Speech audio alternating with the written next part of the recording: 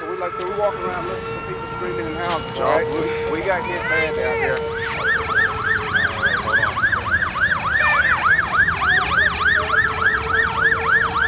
Half the building is gone.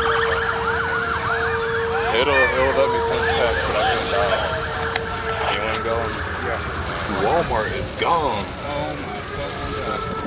We're looking at it at the top level of St. John's gone. Okay, Joplin is destroyed. A little before 6 p.m. Sunday, May 22nd, 2011, an EF5 tornado, the strongest measured tornado, tore through the middle of Joplin, Missouri. This tornado is being called the deadliest tornado in the past half-century.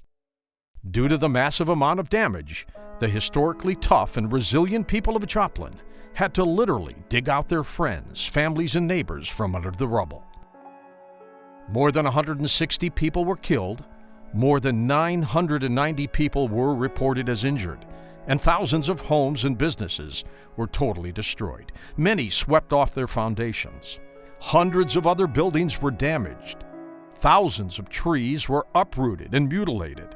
Estimated costs are in the billions. A tornado is a rotating column of air extending between a cloud and the earth that can produce wind speeds that exceed 200 miles per hour. Tornado wind speeds are estimated after the fact based on the damage they produce. Tornadoes are categorized on a scale of 0, that's the weakest, to 5, strongest, according to the enhanced Fujita scale. In 2011, more than 1,750 tornadoes were reported in the U.S.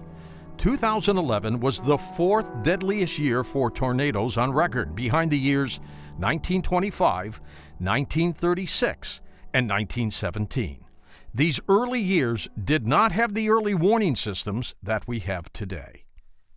A tornado is basically just rotating air. It's air that instead of going straight this way or straight that way, because of the motion of its parent storm, because of the rotation of that wall cloud, it's being spun into a vortex. Much like the water in your bathtub. As it goes down the drain, it doesn't just go straight down, it rotates.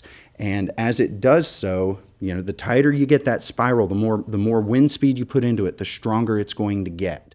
Once that funnel cloud touches the ground, it goes from being a funnel cloud to becoming a tornado. A lot of times, storm chasers, people in the field, will define a tornado as a funnel cloud that is creating a debris cloud at the bottom. And a debris cloud can be anything from tree limbs to dust to pieces of buildings or cars. On Monday, May 23rd, the Associated Press released a description of Joplin that got picked up by several news sources. It read, "Joplin, a gritty, blue-collar town of 50,000 people, about 160 miles south of Kansas City."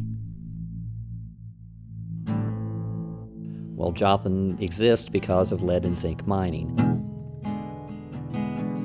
In 1870, there was a rich vein of lead discovered near Joplin Creek. Joplin's two communities that were vying to some degree, mining communities, formed together, and the city of Joplin was created in March 23rd, 1873. Well, I think Joplin has an extremely colorful history.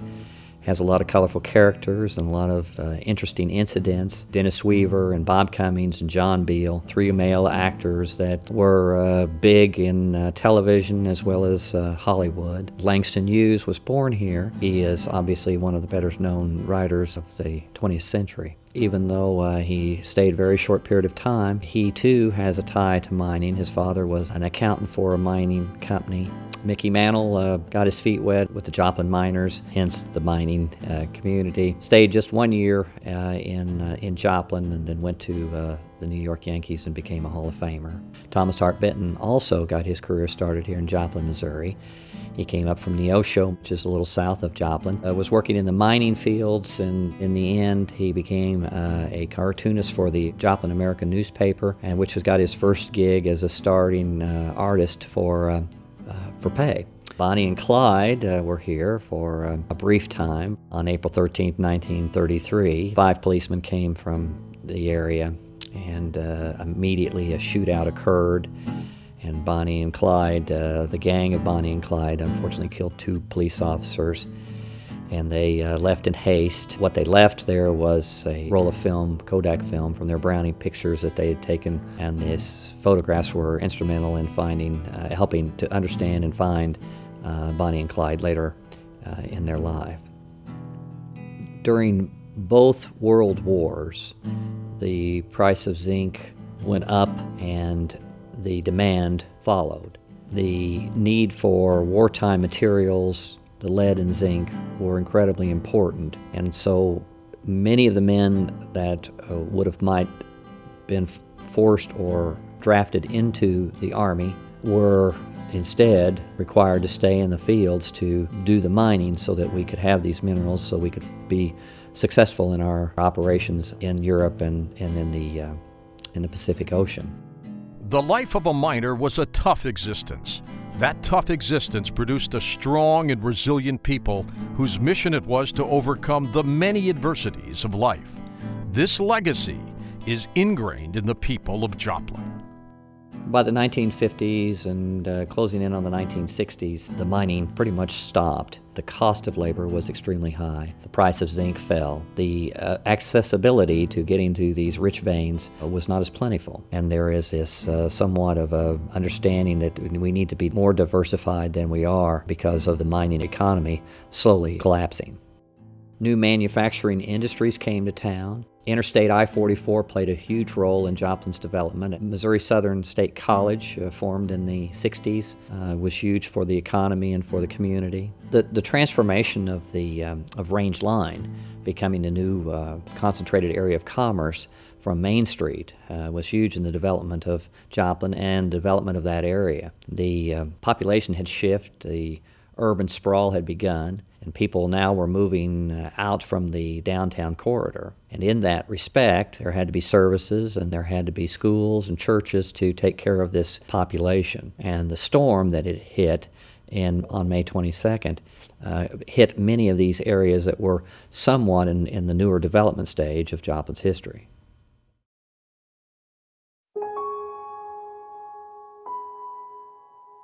Part of my job when it comes to the weekends is if there is severe weather, that's what we call my call. I will be on air. I'll be the one doing the cut-ins saying, wanted to bring you up to date on the severe weather situation in Jasper County where we have a tornado warning. That's part of my job. As such, it's important that I keep up with whatever's going on in the days, sometimes a week or two in advance. Sunday morning, I went and spent some time with some friends. Left there, was at the TV station by about 1 o'clock, or maybe just a few minutes before 1, and started preparing for what I thought was going to be, there's no such thing as a run-of-the-mill severe weather outbreak, but it was certainly going to be something that I had done dozens, if not hundreds of times in the past. We were at my little brother's high school graduation. We were all meeting at my parents' house and gathering together, and then came out to Missouri Southern State University and watched him walk across that stage to get his diploma. And we were pretty much kind of doing that all day long, just celebrating the fact that he actually graduated. Yeah, he killed me for that. But no, we were proud of him. And we got done with the graduation and came outside. I mean, it was a hot day going into it. Sun was shining. By the time we came back out, you could tell it was going to be bad. Well, actually, we had just gone to Walmart on 15th and Range Line. Bought some plants we were going to plant in the yard, and we'd been doing yard work all morning, getting yard mowed, cleaning up some weeds, and getting some things ready to plant. We came home, and our plan was that we were going to do a stir fry outside on the grill. So we got everything, and I was just waiting on my daughter to get there at the house before we started cooking. My husband had graduated from Southern the day before, so we'd had a big brunch with family, so we were all pretty tired from that. We worked out in the garden a lot during the day. I went, I think, for about a 5-mile run around the area. I think I got home about 5 o'clock from my run, and we started getting everyone ready because we were supposed to meet my dad out for dinner at 6. I was leaving that day for a conference so I would be gone for the whole week. So I was preparing for that, and we had lunch, and then I met up with my ride, and we left town probably about 2 o'clock in the afternoon. I had taken the kids home. We kind of relaxed for a little while. We were having our church board was coming to have a meeting at our house, and so we always make tacos. And we were just, putzing around. It was Sunday afternoon, and yeah, I had I was doing some reading, and I had a few things to finish up to close out the semester. I'm sure you had papers to grade. He always has papers to grade. It's professional hazard. My girlfriend moved from Scottsdale to Joplin. She left Friday at 5 o'clock, drove through the whole night with her mom and all the way next day, and they got there Saturday at 2 or 3. So we spent Saturday and Saturday night getting her moved in and situated. Sunday, by the time 4 o'clock rolled around, we decided to go see a movie, so we went to go see Bridesmaids. Then it got to Parsons into Labette County and started spawning multiple tornado warnings off of the same storm. Then it started moving out of Labette County into Cherokee and Crawford counties. The initial tornado warning, as I remember it, included parts of Pittsburgh. When I started noticing it do what we call a right turn, it started moving away from the general line of motion, which was out of the southwest to the northeast.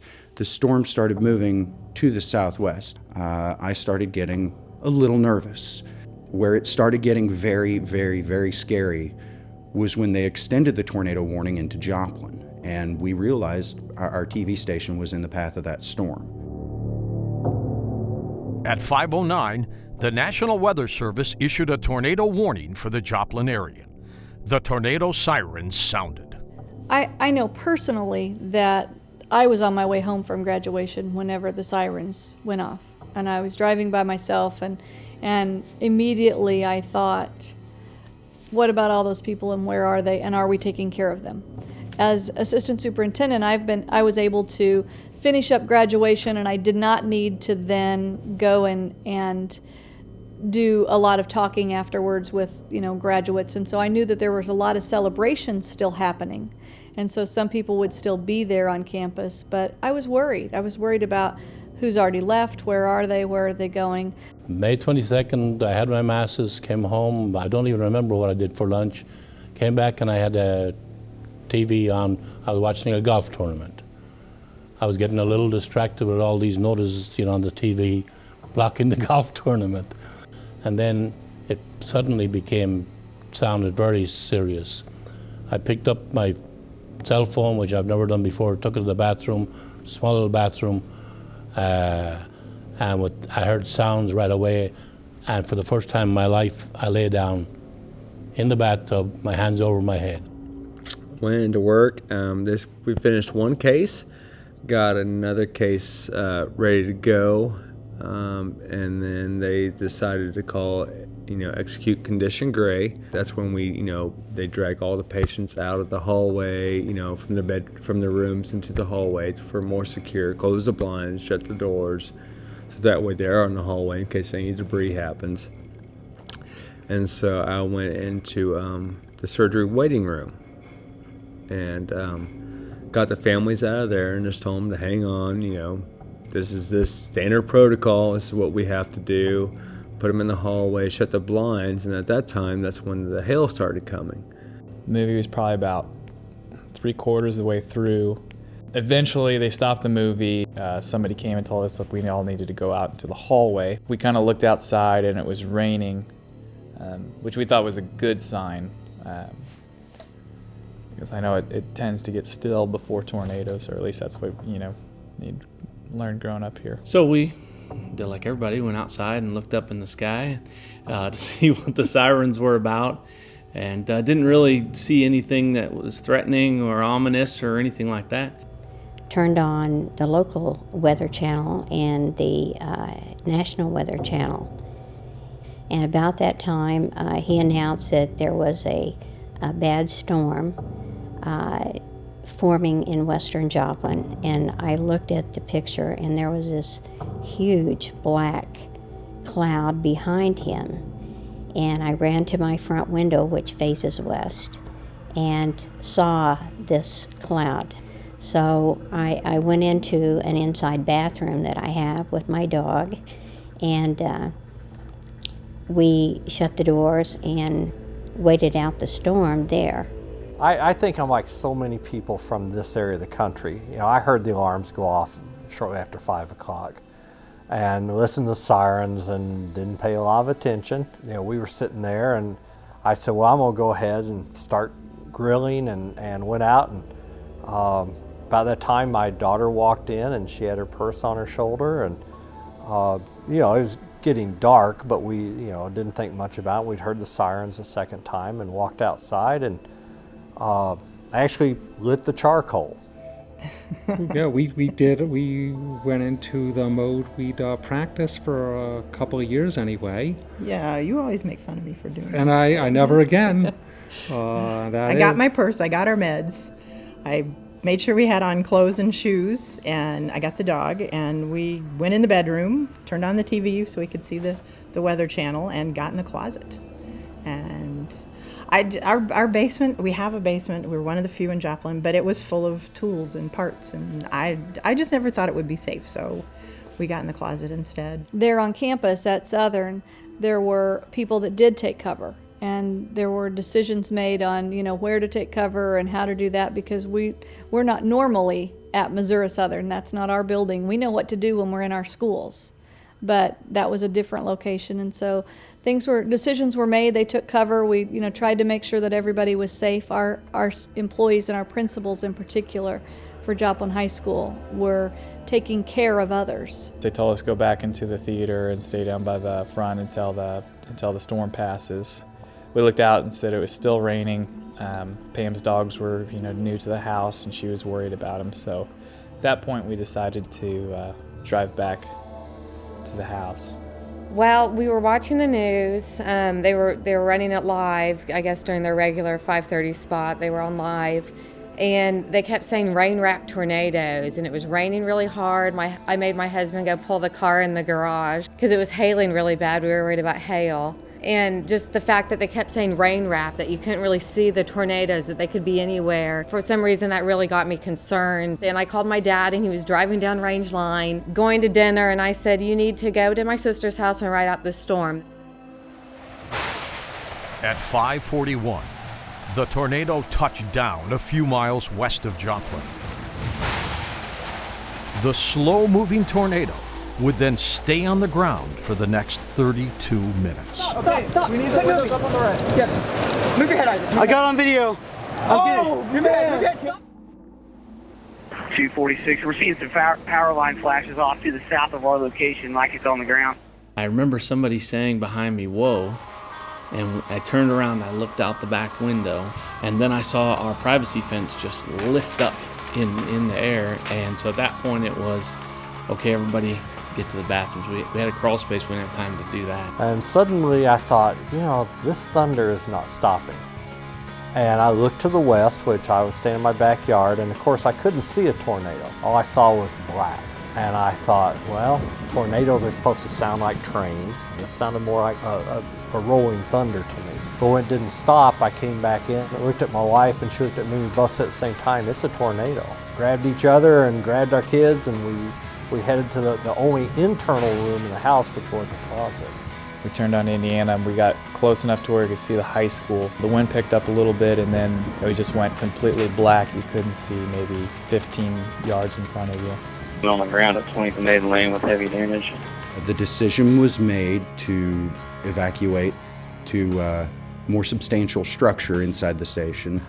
I elected to stay where I was at in the studio. When they popped the tower camera video up, the tornado had just begun to form. Where it hit me that I was watching a major tornado destroy my town, kill the people that I loved, was when I started seeing the debris cloud, when I started seeing things fly up from the bottom of the tornado. You two get on top of your patient, and I'll get on top of you. And so on this one little skinny gurney, those two piled on top of the patient, and I just jumped on top of them and wrapped my arms around them while everything started blowing in. And it's like a big breezeway. Debris was flying everywhere, ceiling was coming in, water, you name it, spinning us around. One nurse started praying, the other one was screaming about her kids. So we all rushed to the master bedroom and went into the bathrooms, in the master bathroom, and just as we got in the bathroom and shut the door, we heard all the windows start exploding and all the debris start hitting the house. And I remember the pressure was intense. It was like riding in the mountains and you can't get your ears to pop. The weird thing was that everything that hit the house had such a high frequency. I just remember it kind of hurt my ears every time you would hear something. Right when we got in the bedroom, it hit us. Tree came in the window, and my husband slammed the door. I was laying on top of our children, and the door just kind of folded over us, like where his body was holding it. It folded over us kind of like a shell. And I could see the tornado, the front porch being blown off. And my first thought was, God, this is gonna be such a mess to clean up all this glass. And then it never ended. We've gotten ourselves into a position now where we can't see it, but it was still moving east. I've lost sight of it right now because of the heavy rain. The ceiling started to leak water. Some of the plaster over the sink came in, and the sound was unbelievable. And I just thought it was seconds till I was gone. And I remember saying, God, thy will be done, and I hope I mean it. We're getting hit by debris. We can't tell what it is, just that it's loud and popping against the car. And I remember I put the car in park, and then we looked out and we could see trees and telephone poles just coming out of the ground. And at a certain point I remember sitting there and just thinking, this is, whatever's gonna happen is gonna happen. Pam, to her credit, was uncomfortable with our position. And I just remember looking at her and just said, where do you wanna go, Pam? And she just kind of looked around and she's pointed that way, and that way ended up being north. So I remember putting it in reverse and not looking backwards and just gunning it out of this gravel alley. I watched it hit the Elks Lodge, where my dad was supposed to be. I watched it hit St. John's, where I've got friends and family that work. I watched it go through neighborhoods. I could pick out houses of friends. That's Ian's house, that's Josh's house, that's Pat's house, that's Quentin's house. And then, my God, that's my house. That's where my wife, who was 8.5 months pregnant at the time, she's supposed to be at work there. And so I just wrapped my arms around the metal railing and just held on while we had debris flying through. Debris came from all the way from ER to the east side, which we're located at. And there was nothing but grass and debris, glass, you name it, was flying in at us. I grabbed the door, I closed the door, and before I could sit down, we could hear the house starting to rip apart. We were aware that the floor was shaking and the walls that we were leaning against were shaking, but all you could do is hear sounds, and we couldn't tell what it was. They were sounds we'd never heard. Some of them were metal flaps, something hitting metal, and you could hear things that sound like wood cracking, and we couldn't identify any of the sounds. So we really didn't know what was going on. I felt the house move, more windows breaking. The house moved again. I was thinking it was probably going to go. Yeah, the whole center of the house broke free and shifted. The walls came in on us. And we went in standing at 90 degrees, and we were soon at 45 degrees. The hatch to the attic was in the closet, so that went, and that's the chunks and the grit, and you could feel all that was raining down on you. There was pressure, and it kind of this feeling like there's nothing you can do. It's coming, and you know it's coming, and there's just absolutely nothing, that you just have to stand and wait for it to hit you. It sounded like a train. It had a definite chugging to it. Then there was a time in the middle where I think when the roof came off, it was like fresh air. It was like spring. It was this clean, that smell you have after a rainstorm. And it was really fresh, and then it just all started again. Then all of a sudden it was a lull. And it just kind of stopped for a second. And I grabbed flashlights, I grabbed monitors, and I grabbed oxygen and took them back to the OR room while they're still doing surgery. And the generator powers probably stayed up 3 to 5 seconds, and then just total darkness. And the ceiling started coming in, water started coming in, sewers started backing up. And that's when the backside of the tornado hit. And that's when I about got sucked out and just kind of held on to the window frames and braced my feet up against the wall and just held on. Debris flying down the hallways. I had metal tables coming at me. I had whatever coming in, glass, debris. And about 90 seconds later, just quiet. Almost a scary quiet. I believe a tornado on over Flying J. Tornado over Flying J. 203. 203. I'm in the tornado! I'm in the tornado! 223, who's that? Was Waters. Waters, I'm in the tornado. Copy. You got a way out? I don't know where I'm at. Are you injured? I'm still in the car. I'm going northbound, but I don't know where I'm at. Copy. Just keep contact with us so we know you're okay. I think I'm north of it, but I don't know. Copy. If you can, try to find a shelter or somewhere to pull underneath. I don't know if I can get out. Copy. 223, look at GPS and see if you can find him. He was at 249 and I-44. It's not updating. Copy. Start couple units code 3 so they can help them. Some houses are gone. I have at least 2 overturned semis on I-44. Reports there's about 50 people trapped inside the cooler here at Dillon. It's collapsed on them. We have people tracking vehicles both in Academy and across the street. There's a house on top of a gentleman. 20th and Main South is completely gone. If you took everything that could happen, that again is not unheard of but is rare, it all seemed to happen with this storm. It all kind of seemed to come together at the last moment to make this the perfect storm. It formed as 2 separate storms that merged into one. I've seen it before, not often. When the tornadoes formed, it formed as 2 vortexes, 2 separate tornadoes that rotated around each other. It merged sometime between Schifferdecker and Maiden Lane on its way to St. John's. By the time the tornado had made it to St. John's, it was a very powerful EF4, EF5 tornado. And a lot of that came from the combining of forces from those two particular vortices. As it made its way towards range line, it became a multi-vortex tornado somewhere, I believe, between Maine and range line. A multi-vortex tornado, again, not unheard of. It's not terribly uncommon. But what you've essentially got is one parent spinning mass, one vortex, and down below that you've got a series of what almost look like fingers. And some reports say there were 3, some reports say there were 4. Where that becomes incredibly dangerous, though, is this tornado was a half-mile wide. It was not moving fast at all. That's perhaps the rarest thing about this storm. There were times where it was moving at 4, 5, 6 miles an hour. I'm used to seeing 55, 60, 65 miles an hour. As that storm churned away, the first of those fingers, the first of those vortices, may have passed over your house. And you think, oh, phew, okay, it's passed, it's over with. So you get up, you get out of shelter just in time for the second one to hit. And before you can do anything about it, the third one is hitting. The tornado continued east of Joplin, creating a 22.1-mile path of destruction. The strongest part of the tornado was the 6-mile path through the middle of Joplin.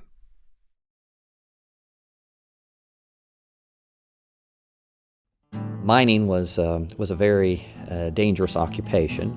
The working environment was way underground. There were hazards there besides the explosives and the normal problems of the ceiling falling. The biggest concern was cave-ins. In 1914, 42 men were trapped near Prosperity, 230 feet down. And the community immediately responded to help those gentlemen out. And in a very short period of time, there were over 3,000 people there. The news had gotten out that they needed help, and the community rallied. In November of 1978, a very tragic event occurred with the collapse of the Connor Hotel. Connor Hotel was built in 1907, was a huge structure that was on Main Street. The Connor Hotel was set to be demolished. The dynamite was in place, explosives were in place, and unfortunately it fell one day prematurely. It trapped 3 gentlemen, and the community rallied to the cause. Everyone was in complete shock and awe, but the workers went diligently after to try to save these 3 gentlemen. They were successful in saving 1. Unfortunately, 2 did not make it out. This was a national story. People from all over the news world were coming and checking out this story. And it was an event that was front page news. and remained in the hearts and the souls of the community for many years. After the tornado, this gritty town rallied once more, this time to save their family, friends, and neighbors. I looked into hell. I saw people dying. I saw people hurting. 223, we have also had damage out at the hospital, and the roof has caved in on some patients. Which hospital? St. John's. The gas smell was just terrible. So you knew it was like any moment, any kind of spark, any wire, it was going to blow. I saw a few more doctors come in and a few more of the fire department come in. And they said, we got to go. This hospital is either coming down or it's going to blow up, one of the two. So we had to make our way from the east side all the way to the west side. And so we had to work our way all the way that way with all of our patients. Got our patients out, thank God, and went back in and started going up the floors and brought the rest of them out. How it happened, I don't know. It's a blur.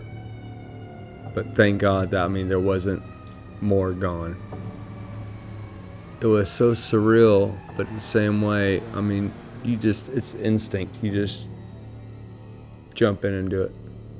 Pretty quickly after the tornado hit, our emergency operations center was established at our police department. It really took a little bit for our guys that were working the street that night to really wrap their mind around how big of an event this was. Listen to radio traffic, you hear our street supervisors starting to set up rescue operations and closing off roads on the west side of town, and the tornado has not even gone to the east side of town yet. It's still on the ground, causing devastation. But we realized we were fine. It was over. We were all okay. And then it just kind of hit you, what about everyone else? How bad is this? We didn't know how long it lasted. I thought it lasted under a minute. My wife was sure it was 3 minutes. We sat there until it was done, till we were sure, till there was no sounds. And I said, okay, let me look out. Everybody wait a minute. And I put my hand down on the floor to get up. And it was just, the carpet was sopping wet. Water just covered my hand. And I thought, well, we must have lost some windows because rain came in. And so I opened up and the walls were gone. Debris was scattered all over, and just glass and things that didn't even belong in our house were laying there. I got up, opened the little bathroom door, and there was 10 or 11 feet of rubble, furniture, concrete, everything right within about a foot of the door. And I saw wires, and I thought my bedroom got awful bright. And only when lightning struck did I realize I was watching the sky. And then I turned and I looked and I thought, I wonder how long it takes to die. And I was at such peace, I surprised myself. And I just said, if this is it, I said, God, if this is the end, I said, can you put it on speed dial? And I just prayed and I said, help me to accept what's going on. We were so fortunate that we were able to walk out.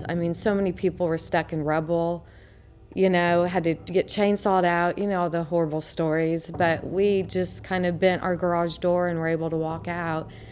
But I'll never forget what I saw. It looked like a bomb went off. My neighborhood was unrecognizable. And I expected to go out and see the house was gone, but it wasn't. Looked outside, I couldn't tell anything particularly from that. So got in the car, and then I realized just across the street from me that that block had been severely hit. And there were people scampering all over the street. We are trained to stay calm, cool, and collected. If we panic, everybody who's watching us is going to panic. People tune into us because we're supposed to be that calm in the eye of the storm. We're supposed to be there to offer that guidance. My sister's a nurse, my dad's a firefighter, first responder. He taught me how to be a first responder. My brother and my sister's boyfriend, we loaded up in the truck and we booked it for the funeral home. Got there, the building was fine, power was out, but everybody was fine. But then we started thinking, okay, where did this thing hit? Well, we weren't there for about a minute before my dad's scanner went off and said, somebody please get to Harmony Heights Baptist Church, there's people trapped inside.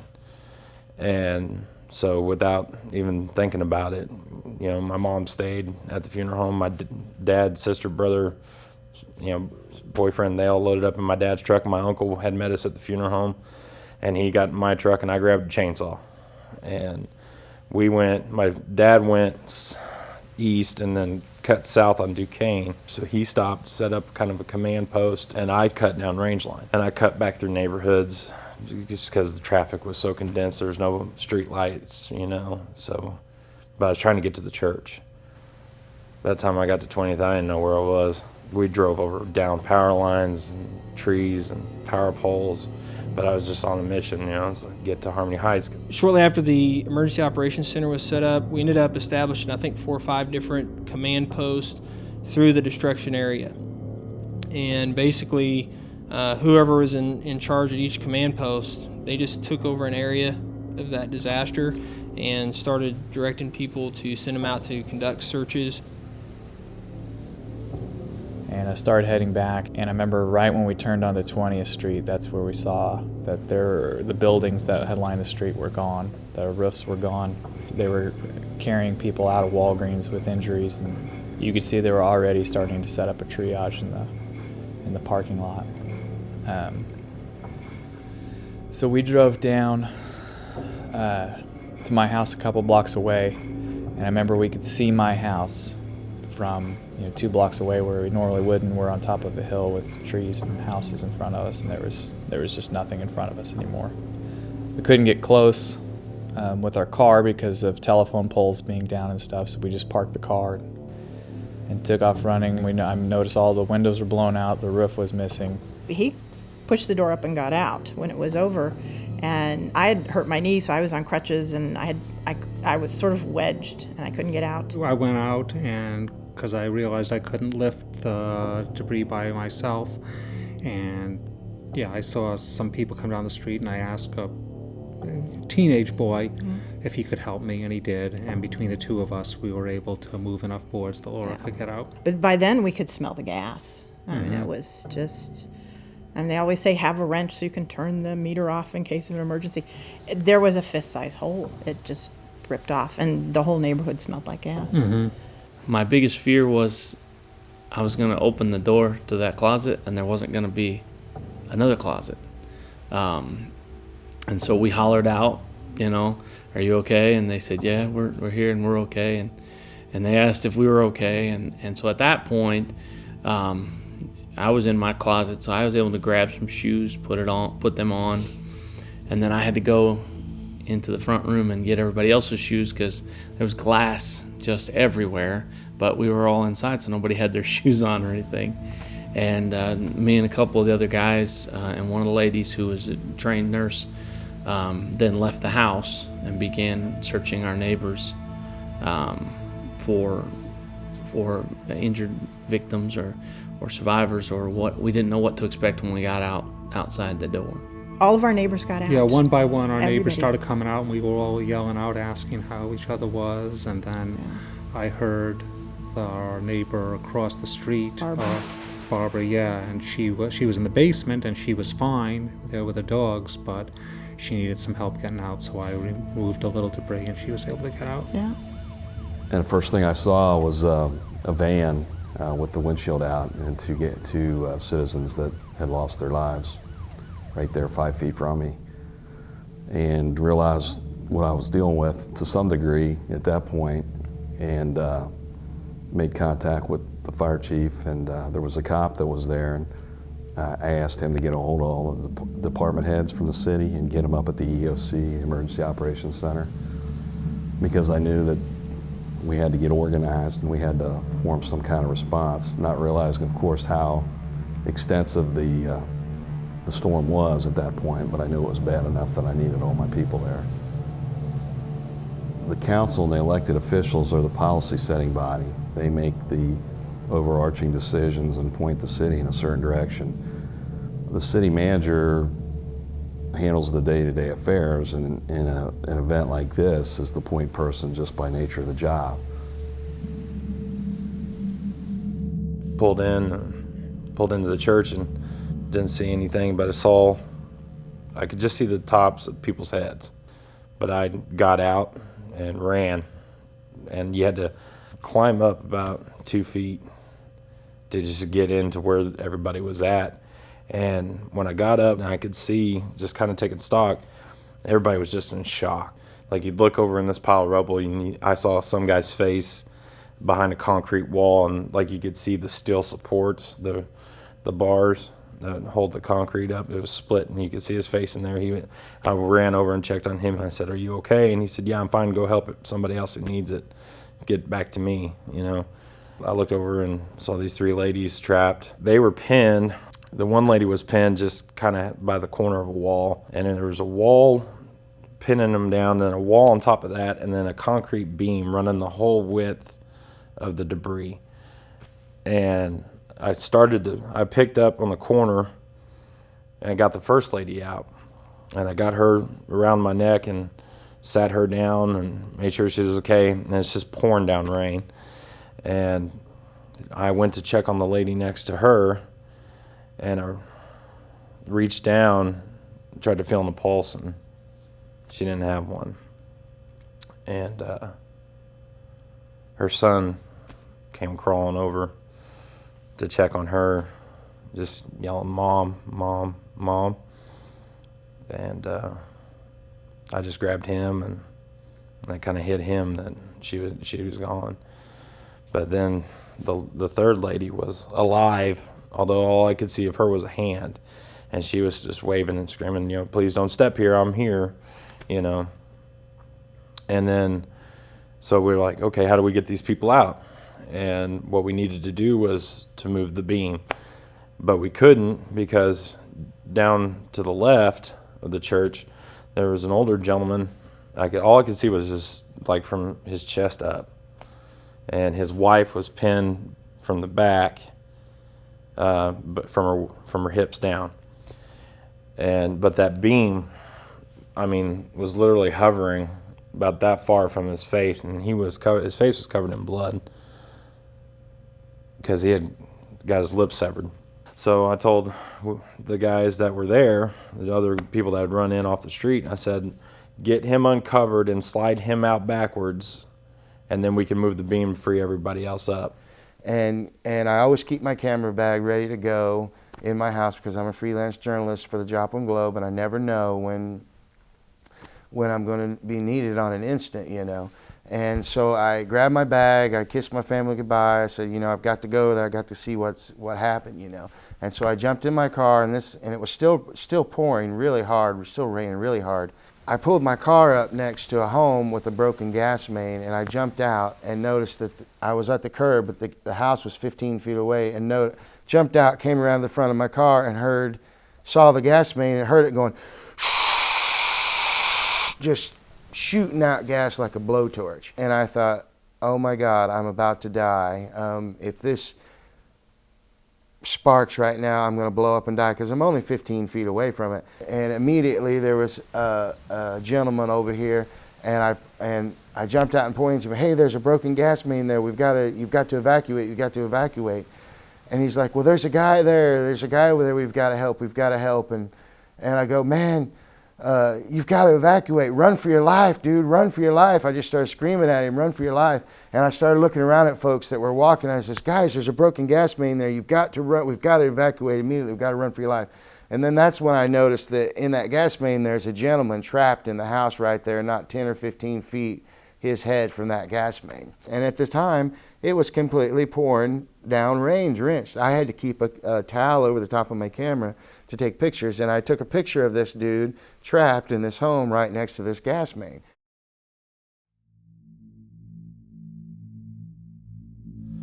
From back where I was, I hear this screaming, and it's muffled, but it's a blood-curdling scream. And the people from the church said, "That's Malachi. He's 13 years old, 12 years old. You know, he's trapped in there." I just started following the kid's screams. I said, keep yelling, I'm almost to you, you know. Got down to where about I've piled bricks, and and part of that wall where those 3 other ladies were trapped, and this is about where I figured out it was where he was yelling from, and I just started digging. Got down far enough where a little bit of space from underneath the wall could come out, and all I saw was his hand, and he shoved his hand out. So I just grabbed him. I just grabbed him by the hand, and I said, "Are you Malachi?" And he said, "Yes." And I said, "Well, we're going to get you out of here. I got to, keep digging to get you out." And I said, "Just hold on." I'll let go of his hand. And the second I let go, he grabbed my arm. And he said, "Please don't go. Please don't go." So I just kept holding on to his hand and just digging with the other, just pulling, scraping everything I could do. And I got down far enough to where I could look. And he was in a space between the floor of the church and that wall, probably about that thick. He kept screaming, "It's crushing my head, it's crushing my head. Please do something." And I said, "Well, we're going to get you out of here." And I just kept pulling stuff off the top just to kind of take the weight off, because I couldn't lift the wall because that beam was trapping him in there. I could see this arm coming up over his head. And I asked him, I said, "Malachi, is that your arm?" And is it? He goes, "No, it's my mom's. I don't know if she's knocked out or dead." And he's like, I can't, she hasn't said, she's not saying anything. And I looked over, and here's this young lady. The roof is gone. Most homes, the roof was gone. Their windows are blown out, and folks were looking out their front window with the roof gone. Their door was caved in with debris, and they were trapped basically in their home. I went over there, I set my camera down, I busted out the window. And so I busted her out, and I helped lift her out the window and set her in the window, and she points over like that. And she's pointing through her window to her grandmother that's probably 80 years old. And her grandmother's sitting in the chair, and I go, "Ma'am, come over here to the window. I've got to lift you out of the window. I've got to lift you out of the window." "I can't move, I can't move, I can't move." So I ran around, and I with one kick, I kicked her door in, and she kind of went like that, like she was surprised or dismayed or upset that maybe I had kicked her front door in. But I went around into her living room and grabbed her and told her, "Ma'am, you've got to come, and helped her out to the door and brought her to her granddaughter or her daughter or whoever it was, and they started evacuating. I think we need to evacuate everyone to Par Hill Park. I'm not a professional. I'm a photojournalist. I don't know what I'm doing. But there's no structures to catch fire there, and there's no gas mains. Every house had a gas main that was broken. And so I started walking along all around 20th and Connecticut, about 40 blocks, and telling folks that they needed to evacuate. And I started sending them to Par Hill Park, because at that time, I had no idea how far the destruction went. All evening, I spent out there shooting. I kept asking folks, how far is this destruction? What's going on here?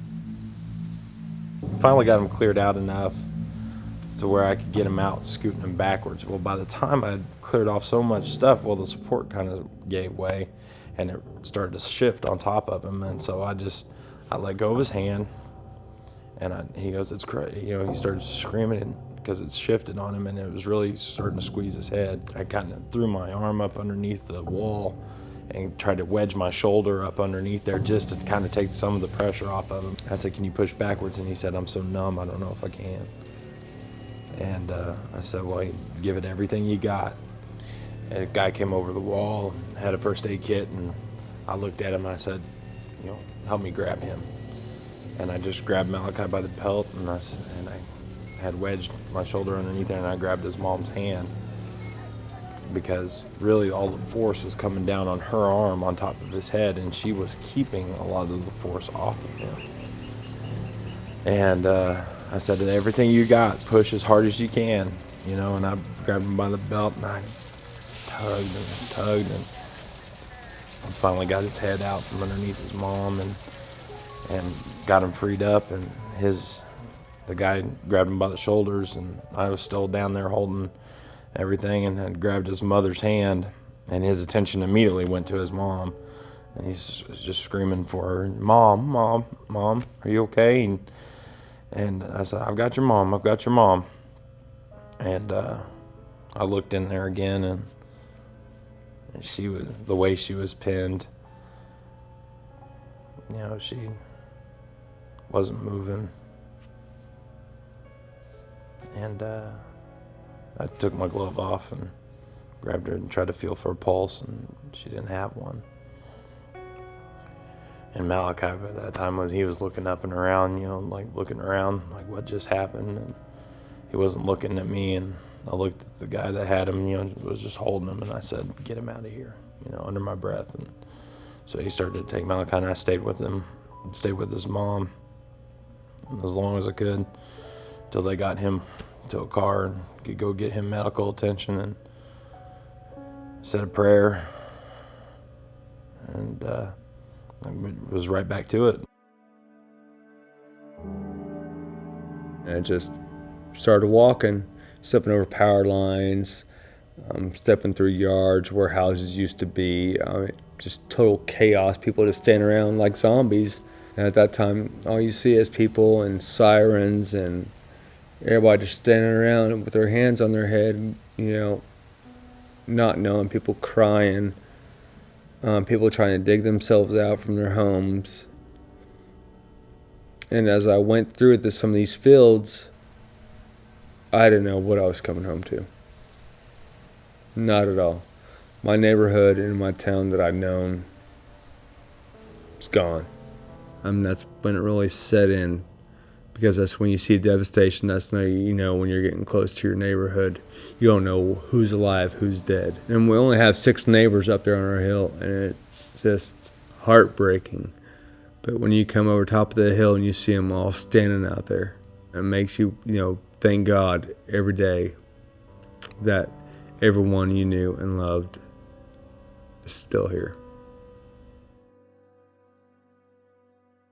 And I was there about an hour. And next thing I heard a voice, and they were calling out, "Father, Father." I hollered out back, "I'm here." Then I heard them say, "Can you indicate where you are?" I pulled it, I think it was the side of a bed or something, pulled it off, stuck it up in the air, and they said, "We see you. Stay where you are. We'll take care of it." And 2 young men, and they came over and started pulling stuff down and assured me they were going to get me.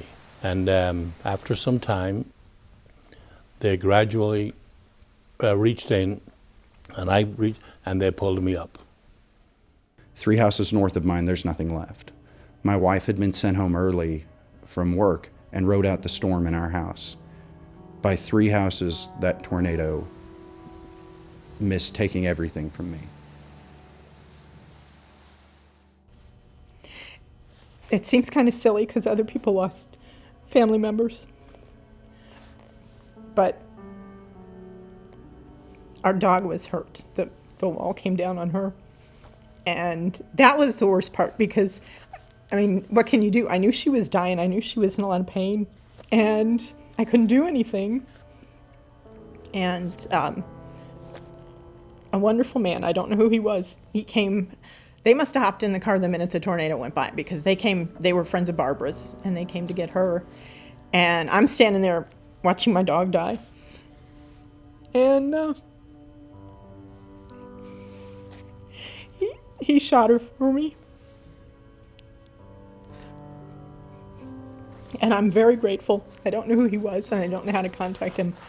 But I'm very grateful. And like I said, people lost children and everything, but to watch something suffer, for a pet, I can't imagine like being trapped in the rubble with a family member not being able to help them.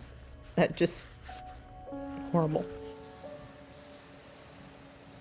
What I saw was horrific. It was beyond description.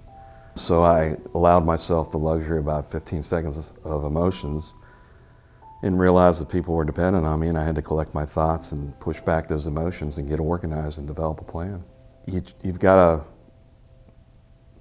to deal with the normal human emotions because you're flesh and blood. Even though you might be in a position of authority, you're still flesh and blood, and push that back and realize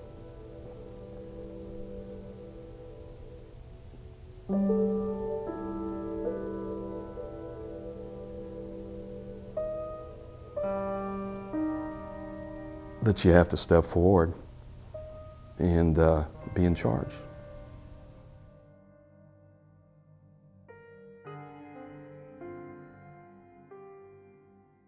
The finest example of humanity was in Joplin on May 22nd after that tornado hit.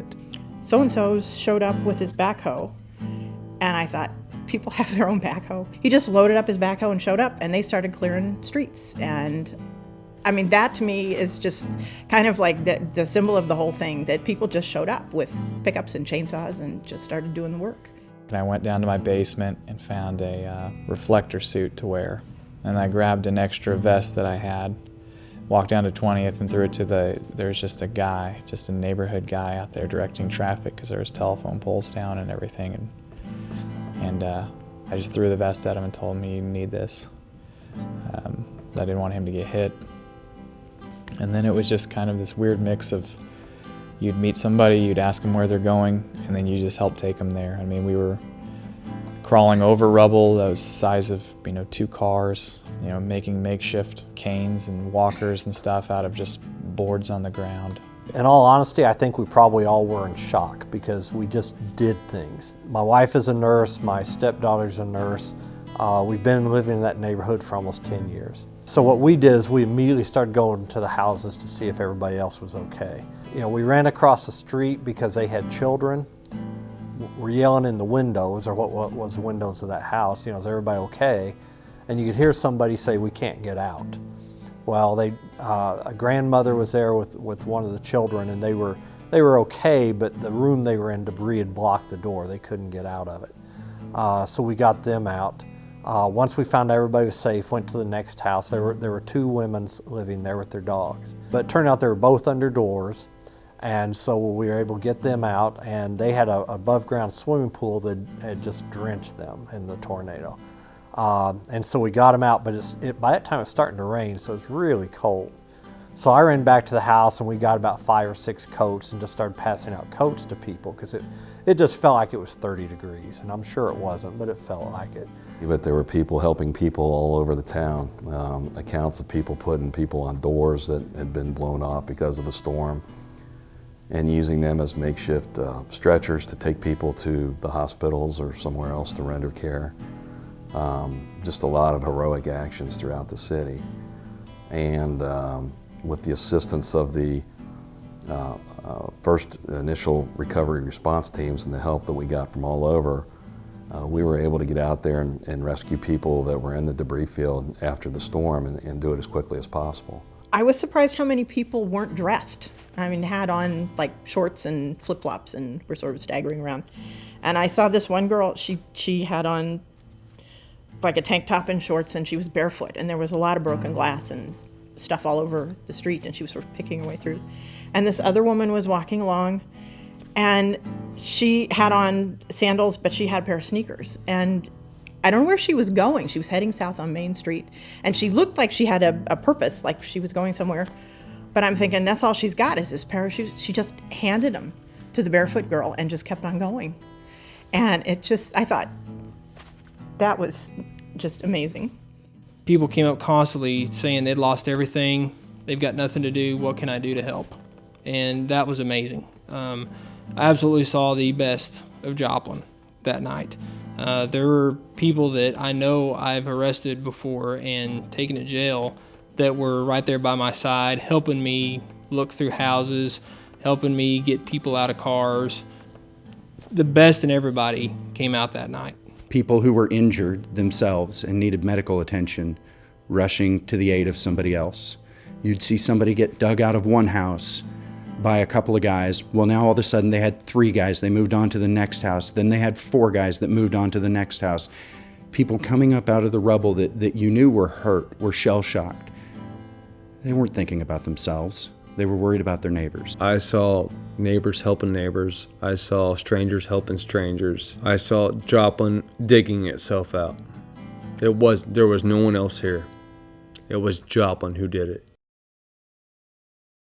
It is unknown how many people had to be rescued the night that tornado struck. 17 people were rescued the day after. Our rescue effort was pretty intense. We wanted to make sure that we had everyone accounted for, as people would call and report someone missing or that they did not know the whereabouts of a particular person, we took that information and tried to make sure that we located everyone that we couldn't account for.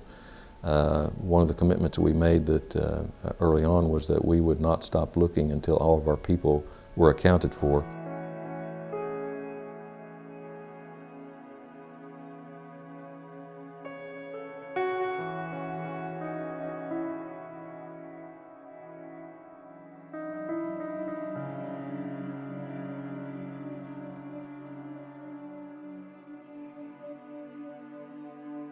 The search and rescue went on for several days. Many locations were checked as many as 5 times. No new victims were rescued after May 25th. Soon, authorities listed 1,300 people missing. We had 7,500 homes that were impacted. 875 of those homes were apartments. And 4,000 of the 7,500 were homes that were completely destroyed or uninhabitable. The governor of Missouri, Jay Nixon, declared a state of emergency after the tornado struck. The 85-person and 4-dog search and rescue team, Missouri Task Force 1, was in Joplin by the early morning hours of May 23rd. 5 other heavy rescue teams were in Joplin by May 24th. 191 National Guard troops were deployed. 180 Missouri State Highway Patrol were sent to the area. That night we had officers from Kansas City, Springfield, St. Louis. We eventually had officers from the NYPD. We had officers from California. So we got them from both coasts.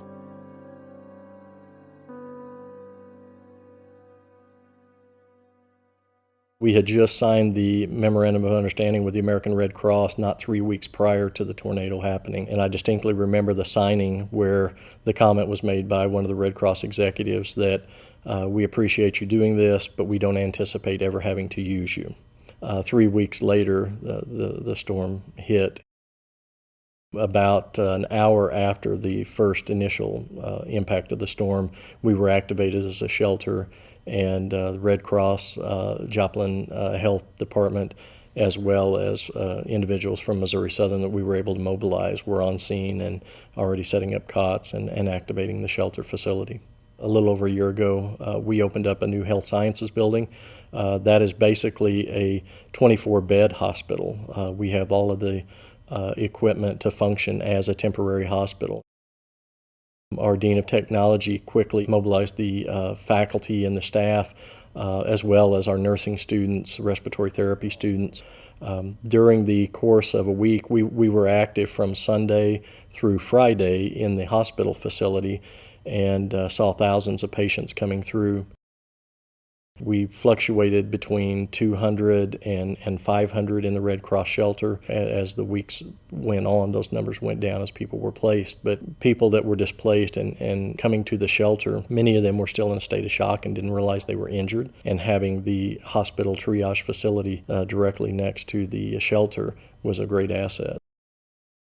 Finally reported to our office, our main office. Not 10 minutes after we got there, people started bringing elderly who they had found wandering, injured, whatever, and started dropping them off at our facility. So we instantly became a shelter because people were arriving and needed that. At the same time, I had some employees who had lost everything, didn't know where else to go. So they ended up there. And that was kind of our first initial response. Joplin started to recover right after the tornado. By June 1st, the missing list reached 0. The final death toll from the May 22nd tornado reached 161 people. We're seeing a lot of people who are having difficulty falling asleep, staying asleep, having some nightmares of what they witnessed the night of the disaster or what they've seen on television. We're seeing a lot of people who are having a lot of just overall sadness, feeling like things are just not progressing the way that they should. And certainly since the disaster took a swath through the middle of Joplin, most people drive through a disaster area at some point during the week, if not daily, to get from one area to another. And it's just kind of a constant reminder of what the community has experienced. We're seeing a lot of children that may have lost their home, their daycare, their car, their church, their school for some of them.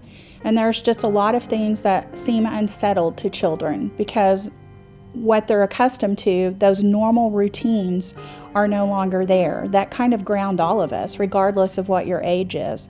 The most common symptoms we've seen in the general population from children through adulthood would be some increases in anxiety, especially when it becomes cloudy, it thunders, there's another storm coming, it's windy. We see some isolation, some withdrawal.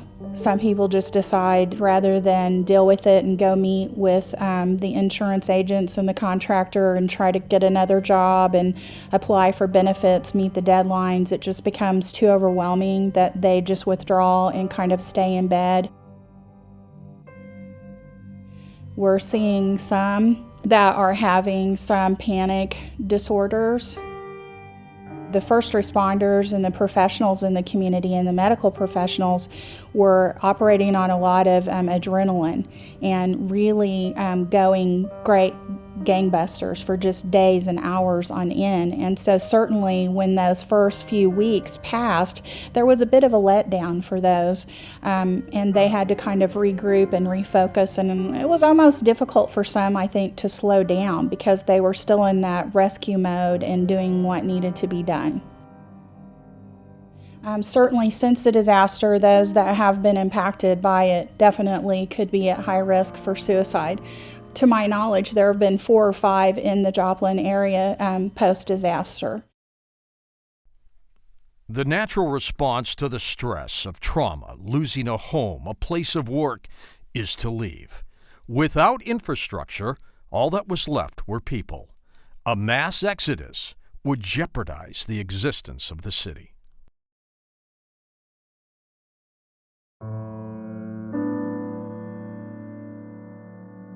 One of the things that we were concerned about and started messaging and addressing from day one was we didn't want to lose residents. And we knew that keeping people and giving them housing options nearby would increase our chances of retaining those residents. FEMA has said we've been the pushiest to local government, which I take as a compliment. The lady that we deal with as the regional coordinator for disasters in this area said typically the standard amount of time to get manufactured housing units on site, that's the term they like to use, manufactured housing units, is 60 days from the point in time that they're first identified. We were able to do that in 31 days here.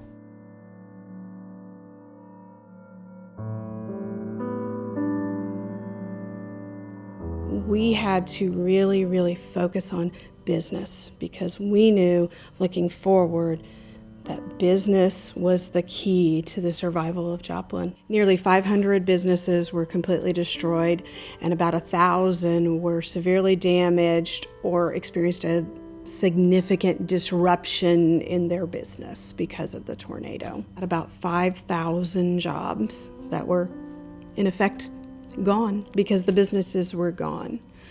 I knew that we needed to talk to our members, I knew we needed to talk to the community, and I knew that communications were down in most areas. So the first response was to go to social media. We went to the Chamber Facebook page and put information out there as we gained that information. I found that there was a lot of information on Facebook even very quickly after the tornado, within 2 hours. So within an hour of the tornado, we had information out there that we knew that could help businesses and residents. We knew our businesses would need resources. We knew, just based on the path of the tornado, that the businesses were affected, but we knew that the owners' homes were probably affected as well. So we sent our member services team out into the field. I set about the job that I do, which is communicating, and try to push information and share information and gather information. We had made contact with partners here at Missouri Southern State University, the Small Business Development and Technology Center, as well as the SBA, the U.S. Small Business Administration. And we brought the SBA and Missouri Southern business counselors from the SBDTC together into our office and opened the Business Recovery Center. Disaster loans from the SBA, counseling from the SBDTC counselors. The Secretary of State's office was there to help provide access to documents that may have been lost. We had a CPA and legal clinic available if you needed counseling from a CPA or an attorney. You know, what we found is the business lost everything, and they called their accountant to get their business information, and the accountant lost everything too. So businesses were really struggling.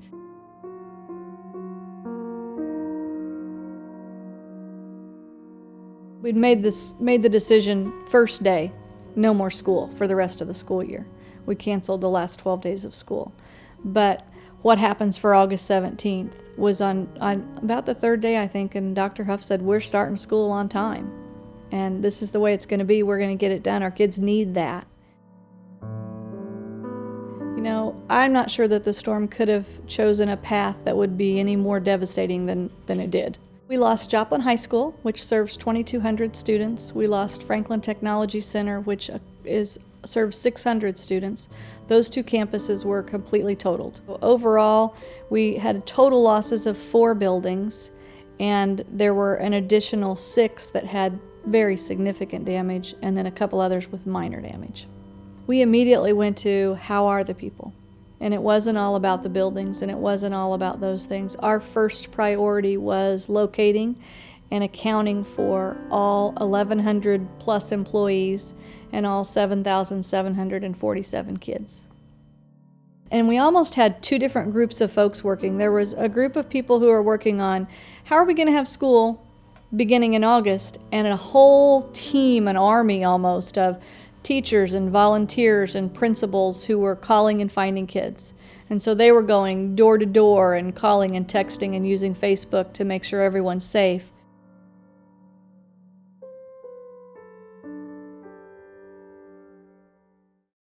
So claims, started coming in. People started coming into agents' offices, calling in to the company. But we also tried to locate people.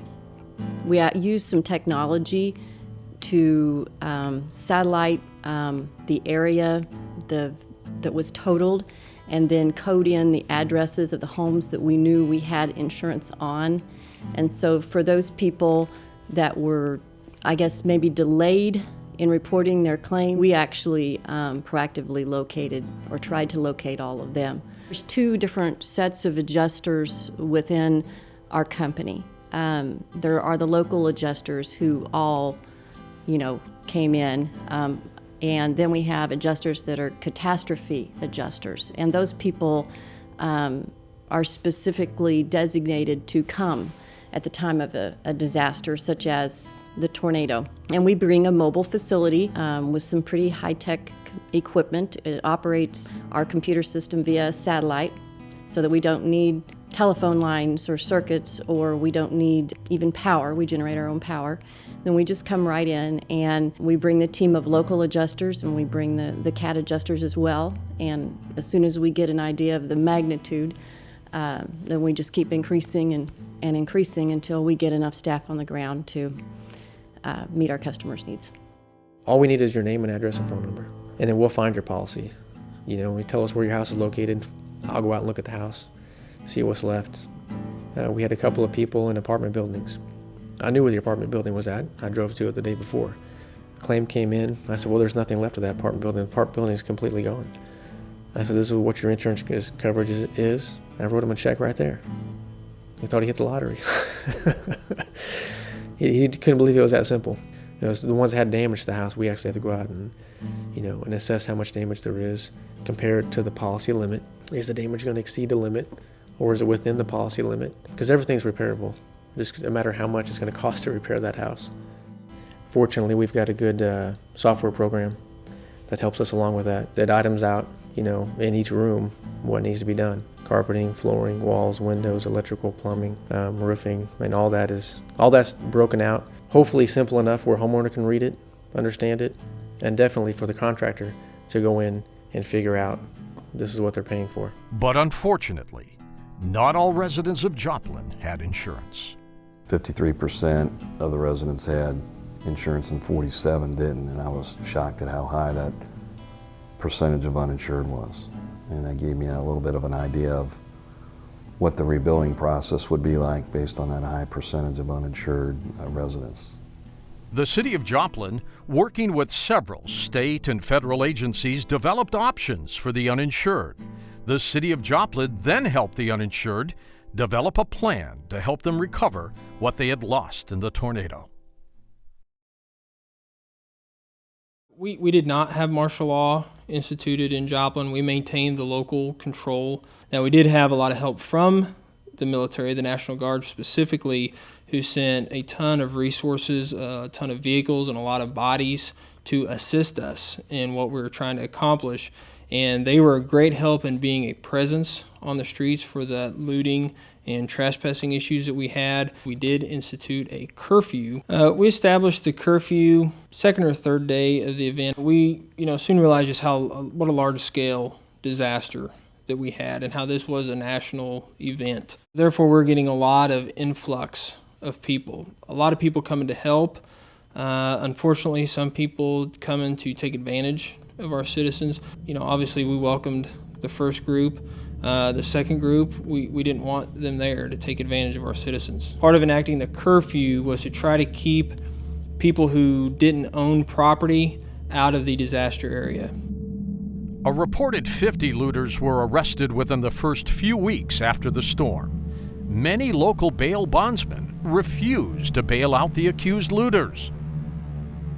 The curfew was lifted June 4th. I had a friend of mine talk about a day or two after the tornado. He said, well, you probably see this stuff every day. You're used to it. And I talked to him. I said, I don't see this stuff every day. I've worked several tornadoes, different parts of the country, Missouri and Kansas, but every tornado is different. The only way I could describe this one to him was the only time I've seen the Grand Canyon. You see it on TV, and it's like, wow, that looks massive. But until you stand on the edge of the Grand Canyon and you do a 360, everywhere you look, it's just immense. And that's the same feeling I got with this tornado. I'd stand there, look east, look west, 3-4 miles in each direction. It just took the breath away from me.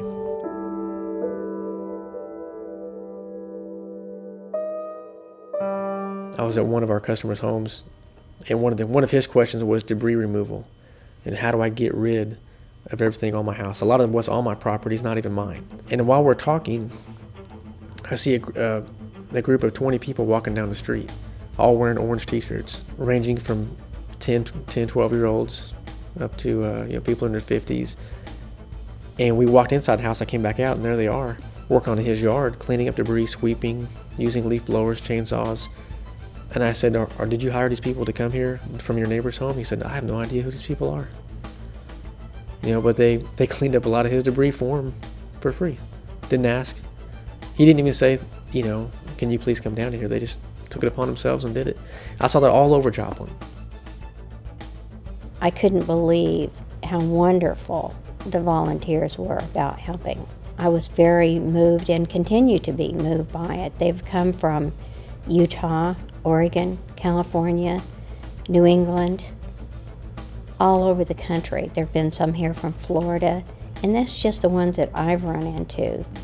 The volunteers I thought were incredible, just coming by and offering food, offering water, and I know that seems like a really basic thing to offer, but it was so important and it helped so much in the recovery. Sometimes I think people can get frustrated with some of the church groups. They think that maybe these groups are doing more harm than good. They're too political. Fact is, Joplin would not be where it is right now without all the church groups that have come. The church groups are responsible for more of the hard work, more of the cleanup, more of the recovery, and more of the compassion than just about any other group that's out there. It is estimated that more than 100,000 volunteers helped with the rescue, recovery, and cleanup efforts. You know, I think the outpouring of support for Joplin schools has been overwhelming and humbling, and it makes you realize that people really do care about kids.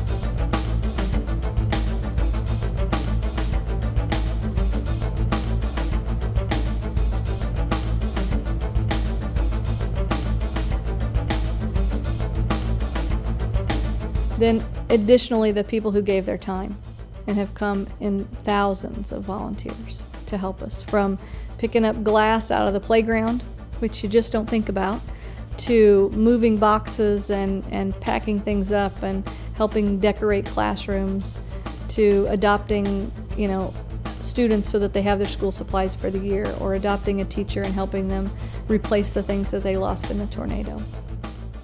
One of the things that's incredible and sometimes overwhelming and very humbling is the way people respond to disasters through donations. And I mean donations of things that, some things you would automatically think of and some things you wouldn't. Coordinating those donations can be a challenge. And that's one of the real things that we had to work on and perfect in this disaster, is stuff was coming in faster than we could manage it. And so we really had to come up with a system in order to stagger things out so that we didn't get overwhelmed, because if we got overwhelmed and the resources couldn't get to the people, and then it doesn't do anybody any good. So it's one of the things you learn as you respond and you grow through these experiences. In the months that followed, the world showed generosity towards Joplin. Millions of dollars in donations and countless items came to Joplin.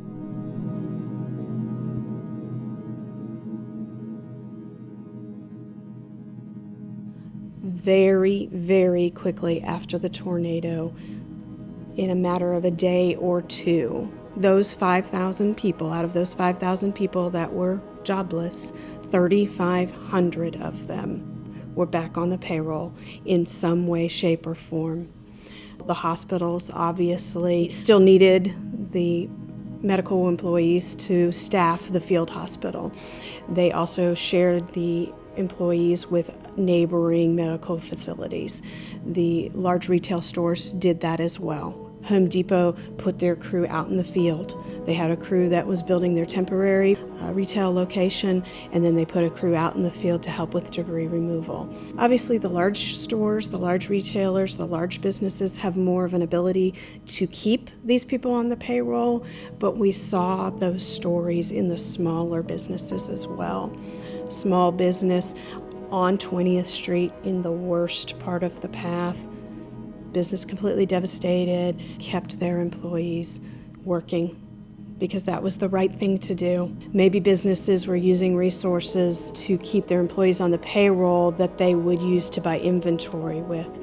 So our fundraising, our services to the business community had to just amp up to match the community spirit and push towards helping this community rebuild and recover from this.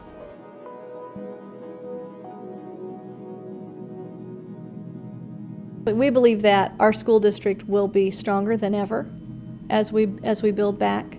We're going to embrace new opportunities to use technology different.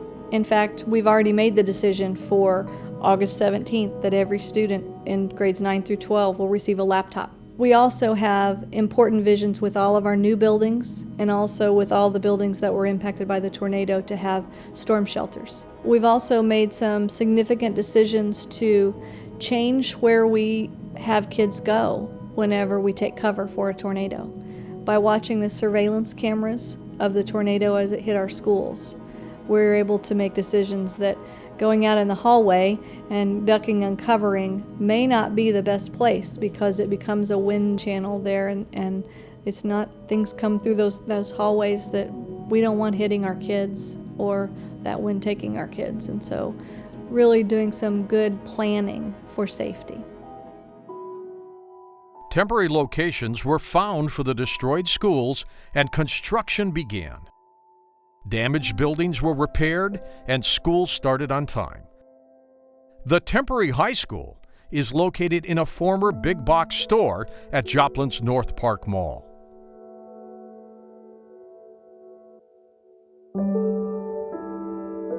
Construction transformed this space into a state-of-the-art modern high school.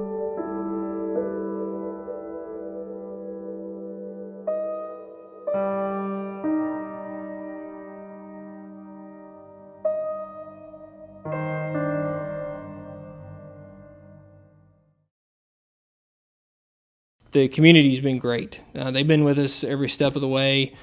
We've tried to make this as seamless and easy for them, and they've done the same with us. And they were very overwhelmed about the number of law enforcement and fire that came in from other areas. I heard National Guardsmen rolling into town that Sunday night saying, "We were ready to clear roads that you all had already cleared." I am so proud to be from here that these groups came in from all over the country to help us, and here we were smiling, holding the door open, asking them if there was anything we could do for them, and they couldn't believe that attitude. All I could do was smile and say, "Welcome to Joplin." I've been very pleasantly surprised at the way the community has reacted in terms of their resiliency, their willingness to get out and help themselves, the willingness of people to get out and help their friends or even complete strangers. It's just displayed a certain, I think, mental toughness on the part of our community that I did not realize was there. I think this has drawn the city together in ways that we never imagined. We're survivors, we have that in common. I have hopes that it'll be just a greater Joplin than one could imagine. I immediately said we're rebuilt. I mean, it just never occurred to me that we wouldn't. Personally, it is my home. I want to see it rebuilt, even better than it was. If my dream job comes through and they call me and say, "Hey, we need an offensive line coach up here in Kansas City," unless that happens, I will be here in Joplin. No matter how it looks on the outside, I think there will be some kind of a sense of community on the inside that maybe, didn't really ring true before. Of course I'm coming back. I'm gonna build right on this house. This thing's not gonna beat me. It's not gonna take away my life. Joplin will be bigger, better, and stronger than it ever has been before. We have this opportunity in front of us. We can write that story any way we'd like it to be. This is our Joplin now. It's not the Joplin that was here when we moved here or when we were born. This is our Joplin, and now is the time to make it the Joplin that we want it to be.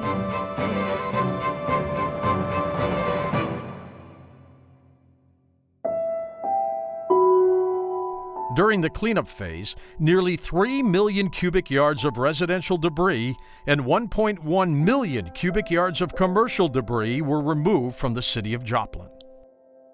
As of January 2012, 420 of the 530 businesses affected by the tornado have reopened. As of January 31st, 2012, more than 17,800 insurance claims have been reported, with more than $1,347 million in losses paid out.